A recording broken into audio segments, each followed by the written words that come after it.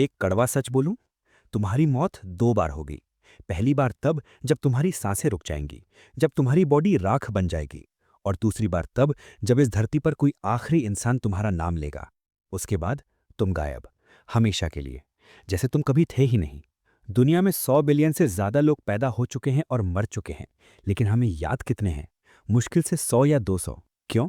क्योंकि बाकी के 99.9% लोग एवरेज थे। उन्होंने वही किया जो सबने किया, खाया, पिया, सोए और मर गए। उन्होंने सेफ्टी चुनी, उन्होंने कंफर्ट चुना। लेकिन वो 0.1% लोग, जिन्हें हम आज लेजेंड्स कहते हैं, उन्होंने एक अलग रास्ता चुना। उन्होंने मौत से पहले अमर यानी इमॉर्टल होने का राज ढूंढ लिया। उन्होंने सोसाइटी के रूल्स को नहीं माना, उन्होंने बायोलॉजी के रूल्स को नहीं माना। उन्होंने अपनी जिंदगी को एक मैसेज बना दिया। आज हम हिस्ट्री के 4 ऐसे अनोमलीज यानी अपवाद की कहानी सुनेंगे, जिन्होंने साबित किया कि इंसान हादमास का पुतला नहीं, बल्कि इच्छा शक्ति का तूफान है।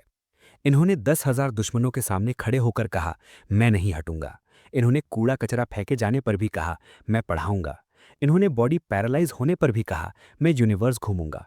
अगर तुम 2026 में भीड़ का हिस्सा नहीं, बल्कि इतिहास का हिस्सा बनना चाहते हो, तो आओ देखते हैं कि ग्रेटनेस की असली कीमत क्या होती है। Chapter 1, the one versus the 10,000। हवलदार ईशर सिंह। हम शुरुआत करेंगे दुनिया की सबसे बड़ी लास्ट स्टैंड से, एक ऐसी लड़ाई जहां लॉजिक हार गया और जज्बा जीत गया।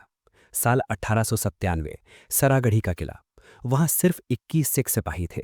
उनका लीडर था हवलदार ईशर सिंह। सुबह के 9 बजे 10,000 अफगानी पठानों ने किले को घेर लिया। रेशियो सोचो, 21 वर्सेस 10,000। मैथ्स के हिसाब से ये लड़ाई 5 मिनट में खत्म होनी चाहिए थी। पठानों ने कहा, सरेंडर कर दो, हम तुम्हें जिंदा जाने देंगे। हवलदार ईशर सिंह के पास ऑप्शन था भागने का, लेकिन उन्होंने अपने सिपाहियों से कहा, आज हम ऐसी मौत मरेंगे कि आने वाली 100 पुश्तें हम पर गर्व करेंगी। उन्होंने दरवाजा बंद किया और गोली चलानी शुरू कर दी। वो 21 शेर भूखे प्यासे 10,000 दुश्मनों से भिड़ गए। गोलियां खत्म हुई तो तलवार निकाली, तलवार टूट गई तो बंदूक के बट से मारा। वो लड़ाई 5 मिनट नहीं चली, वो लड़ाई 7 घंटे चली। आखिरी सांस तक वो लड़े। उन्होंने 600 से ज्यादा दुश्मनों को मार गिराया। जब ये खबर ब्रिटिश पार्लियामेंट में पहुंची, तो सारे अंग्रेज एमपीस अपनी कुर्सी से खड़े हो गए उनकी बहादुरी के सम्मान में। आज भी यूनेस्को इस लड़ाई को दुनिया की 8 सबसे बड़ी लड़ाइयों में गिनता है। The psychological decode. इससे बनता है हमारा पहला law, the law of the last stand. हमारी लाइफ में जब मुसीबत आती है, हम ऑप्शंस ढूंढते हैं, भाग जाऊं, क्विट कर दूं। हवलदार ईशर सिंह ने सिखाया कि courage is not the absence of fear, it is the decision that duty is more important than fear. जब तुम्हारे पास प्लान बी नहीं होता, तब तुम्हारा प्लान ए काम करता है। 2026 में जब तुम्हारी लाइफ में 10,000 प्रॉब्लम्स सामने खड़ी हों, तो भागना मत, अपने पैर जमीन पर जमा लेना और दुनिया को दिखाना कि एक अकेला इंसान, अगर उसके इरादे लोहे के हों, तो वो पूरी फौज पर भारी पड़ सकता है। बोले सो निहाल, सत श्री अकाल। Chapter 2, the flower in the mud. Savitribai Phule. दूसरा लॉ है समाज यानी सोसाइटी और जिद यानी स्टबर्ननेस के बारे में। हम लोग डरते हैं कि लोग क्या कहेंगे, लेकिन एक औरत थी जिसने लोगों की गालियों को अपना गहना यानी ऑर्नामेंट बना लिया। 19th century India, Pune. उस वक्त लड़कियों का पढ़ना पाप माना जाता था। एक औरत ने फैसला किया कि वो लड़कियों को पढ़ाएगी। नाम था सावित्रीबाई फूले। जब वो घर से निकलती थी स्कूल जाने के लिए, लोग उन पर पत्थर मारते थे, लोग उन पर कीचड़ फेंकते थे, यहाँ तक कि उन पर गोबर फेंका जाता था। सोचो, रोज सुबह तैयार होकर निकलना और रोज गंदा होकर स्कूल पहुंचना। कितनी बेइज्जती, कितना दर्द। एक नॉर्मल इंसान 2 दिन में गिव अप कर देता। लेकिन सावित्री भाई, वो अपने बैग में एक एक्स्ट्रा साड़ी लेकर चलती थीं। स्कूल पहुंचकर वो गंदी साड़ी उतारती, साफ साड़ी पहनती और बच्चियों को पढ़ाती। वापस आते वक्त फिर से गंदी होती। उन्होंने कहा, तुम्हारे पत्थर और गोबर मेरे लिए फूल हैं, ये मुझे याद दिलाते हैं कि मैं सही रास्ते पर हूं। उन्होंने इंडिया का पहला लड़कियों का स्कूल खोला।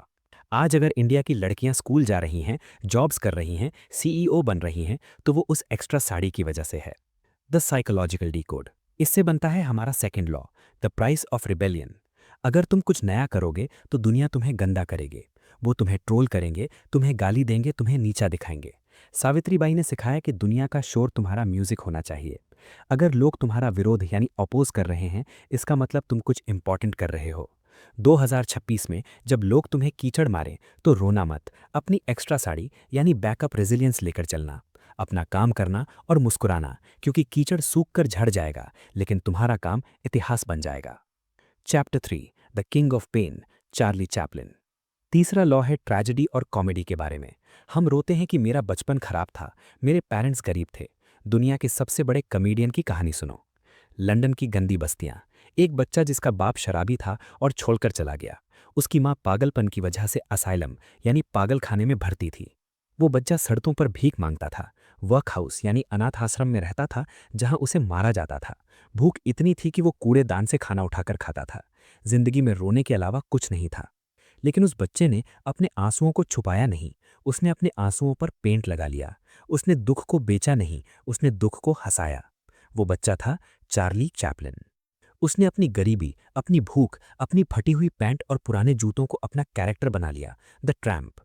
वो बिना बोले यानी साइलेंट मूवीज में पूरी दुनिया को हंसाता रहा। जब दुनिया वर्ल्ड वॉर और डिप्रेशन में रो रही थी, चैपलिन उन्हें जिंदा रख रहे थे। उन्होंने कहा, to truly laugh you must be able to take your pain and play with it. यानी हंसने के लिए तुम्हें अपने दर्द के साथ खेलना आना चाहिए।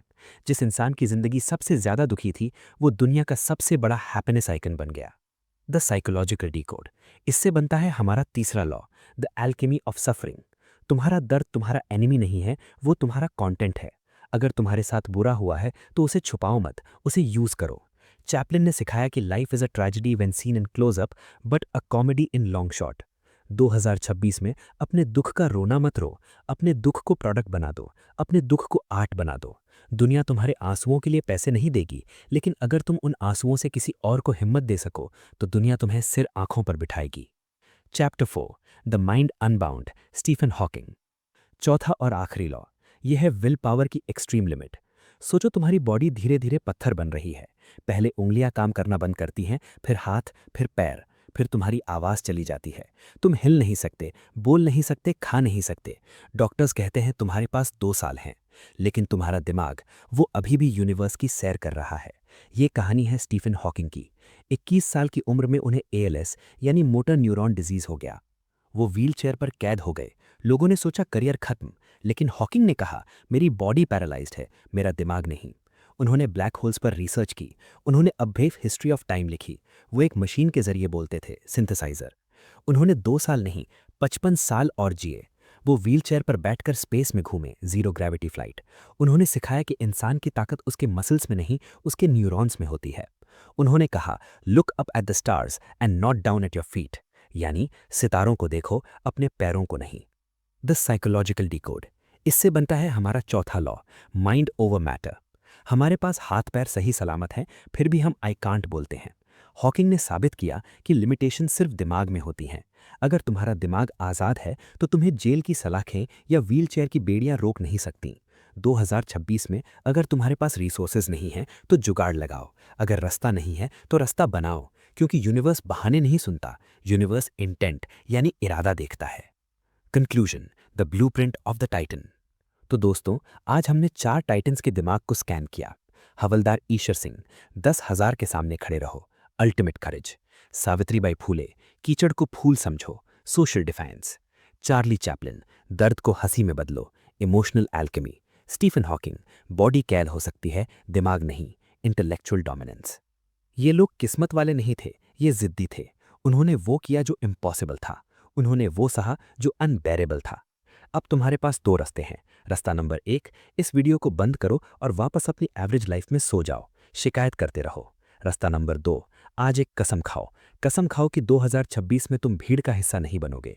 कसम खाओ कि तुम्हारे रास्ते में चाहे 10,000 दुश्मन आए, चाहे कीचड़ फेंका जाए, चाहे बॉडी टूट जाए, तुम नहीं रुकोगे। तुम्हारे अंदर एक टाइटन सांस ले रहा है, उसे मरने मत दो। उठो, पिंजरा तोड़ो और अपनी कहानी खुद लिखो, क्योंकि शेर कभी ये नहीं सोचता कि भीड़ उसके बारे में क्या सोचती है। जय हिंद।